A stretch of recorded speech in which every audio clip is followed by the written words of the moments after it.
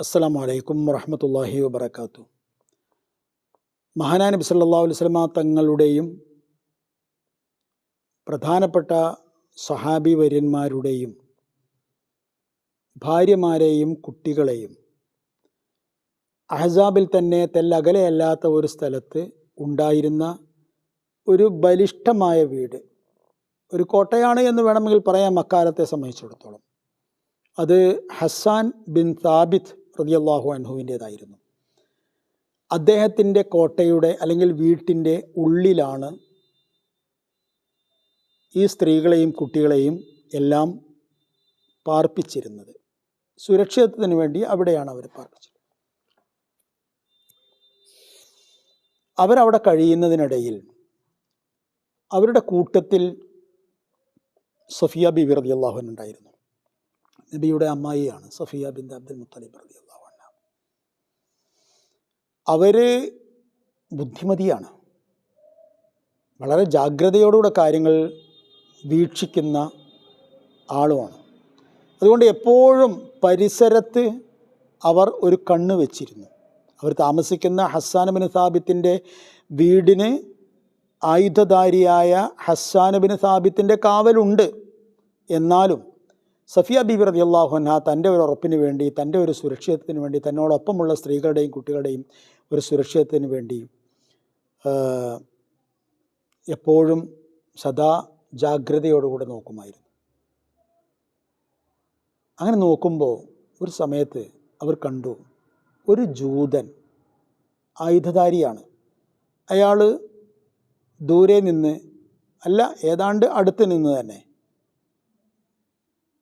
ഈ വീട് നന്നായി ശ്രദ്ധിക്കുന്നുണ്ട്, നന്നായി നിരീക്ഷിക്കുന്നുണ്ട്. കണ്ടാൽ തന്നെ അറിയാം അയാൾ ഈ വീട്ടിൽ എന്തൊക്കെയുണ്ട്, ആരൊക്കെയുണ്ട് എന്നറിയാനുള്ള, അല്ലെങ്കിൽ ആരെങ്കിലും ഉണ്ടോ എന്നൊക്കെ അറിയാനുള്ള ഒരു ശ്രമത്തിലാണ് എന്ന് കണ്ടാൽ തന്നെ അറിയാം. അത് കണ്ട ഉടനെ സഫിയ ബിൻത് അബ്ദുൽ മുത്തലിബ് റളിയല്ലാഹു അൻഹ വന്നുകൊണ്ട് വീട്ടുകാരനായ ഹസ്സാൻ ബിൻ സാബിത്ത് റളിയല്ലാഹുവിനോട് പറഞ്ഞു, ഹസ്സാൻ, പുറത്ത് ഒരു ജൂതൻ, അയാൾ നമ്മളെ നിരീക്ഷിക്കുന്നുണ്ട്, അയാൾ എന്തോ ചെയ്യാനുള്ള പുറപ്പാടിലാണ്, ആയതുകൊണ്ട് അങ്ങോട്ട് ഇറങ്ങിച്ചല്ലേ, എന്നിട്ട് അയാളെ കൈകാര്യം ചെയ്യ് എന്ന് പറഞ്ഞു. അത് കേട്ടപ്പോൾ ഹസ്സാൻ ബിൻ സാബിത്ത് റളിയല്ലാഹുവിന് പറഞ്ഞു, സഫിയ ബീവി, നിങ്ങൾക്കറിയാലോ എനിക്കതിന് കഴിയില്ല എന്ന്. സത്യത്തിൽ കഴിയുമായിരുന്നില്ല. അദ്ദേഹം ശരിക്കും ഒരു കവിയാണ്. നബി സല്ലല്ലാഹു അലൈഹി വസല്ലം തങ്ങളുടെ കവി എന്ന പേരിൽ നല്ല മുസ്ലിമായിരുന്നു. പക്ഷേ അദ്ദേഹം ഒരു സാഹിത്യകാരൻ എന്ന നിലക്ക് അദ്ദേഹത്തിൻ്റെ ബുദ്ധിയുടെ ശക്തിയും ബലവും എല്ലാം സാഹിത്യമാണ്, അല്ലാതെ ആയോധനം അദ്ദേഹത്തിൻ്റെ പരിധിയിൽ വരുന്ന വിഷയമല്ല.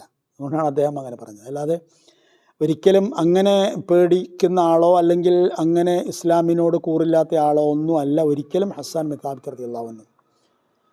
അത് കേട്ടപ്പോൾ സഫിയ ബീവി എന്ത് ചെയ്യുന്നറിയോ? ചരിത്രം പറയുന്നു, ഫഹ്തജസത്, അപ്പോൾ അവർ അരകെട്ടി. ഇത് യുദ്ധക്കളത്തിലേക്ക് ഇറങ്ങുമ്പോൾ യോദ്ധാക്കൾ ആദ്യം ചെയ്യുന്ന പണി അതാണ്. അവരുടെ അര ഒരു തുണി കൊണ്ട് നന്നായി കെട്ടും, ആ അരക്കൊരു ബലം കിട്ടാൻ വേണ്ടിയിട്ടാണ്. സഫിയ ബീബി റളിയല്ലാഹു അൻഹ ഇറങ്ങിച്ചെന്നു. അവിടെ ഒരു മരത്തിൻ്റെ കഷ്ണം കിടക്കുന്നുണ്ടായിരുന്നു, അതും എടുത്തു. എന്നിട്ട് പതുങ്ങി പതുങ്ങി എന്നോണം നിൽക്കുന്ന ആ ജൂതൻ്റെ പിന്നാമ്പുറത്തെത്തി. പിന്നിൽ നിന്ന് ഒരൊറ്റ അടി, ജൂതൻ തീർന്നു. സഫിയ ബീബി റളിയല്ലാഹു തആല അൻഹ അസാമാന്യമായ ധൈര്യമാണ് കാണിച്ചത്. എപ്പോഴും സഹാബി വനിതകളുടെ ധീരതയുടെ കാര്യത്തിൽ എഴുതപ്പെടുന്ന ഒരു വലിയ ചരിത്രമാണ് ഈ ചരിത്രം.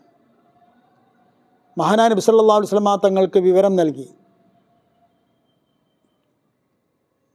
കൊല്ലപ്പെട്ട ജൂതനെ പരിശോധിച്ച് നോക്കിയപ്പോൾ അതെല്ലാവർക്കും മനസ്സിലായി, അത് ബനൂ ഖുറൈളയിലെ ജൂതനാണ്.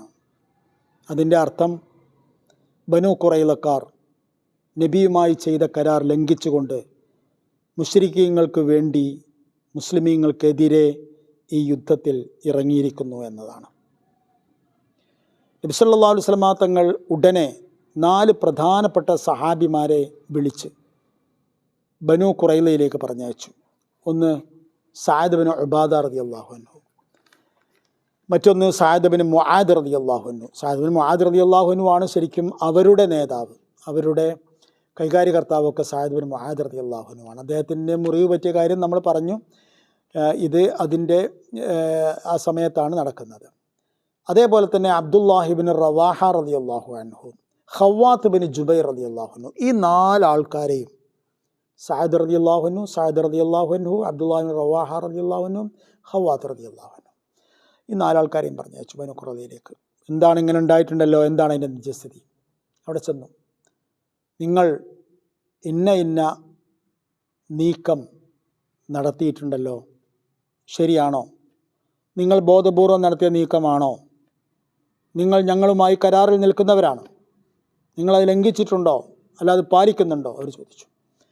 ഉടനെ ബനൂ ഖുറൈളക്കാർ പറഞ്ഞു, കരാറോ? നിങ്ങളുമായി എന്ത് കരാറാണ് ഞങ്ങൾക്കുള്ളത്? ഞങ്ങൾക്ക് നിങ്ങളുമായിട്ടൊന്നും ഒരു കരാറുമില്ല എന്ന് പറഞ്ഞവർ കൈമലർത്തി. ആ വിവരവുമായി അവർ നേരെ നബി തിരുമേനിയുടെ മുമ്പിലെത്തി. നബി അവരുടെ ഈ സമ്മതം, ഈ ഇഖ്റാർ അത് കേട്ടതോടുകൂടെ ഒരു നിമിഷം നിശബ്ദനായിരുന്നു. അസ്സലാമു അലൈക്കും വറഹ്മത്തുള്ളാഹി വബറകാതുഹു.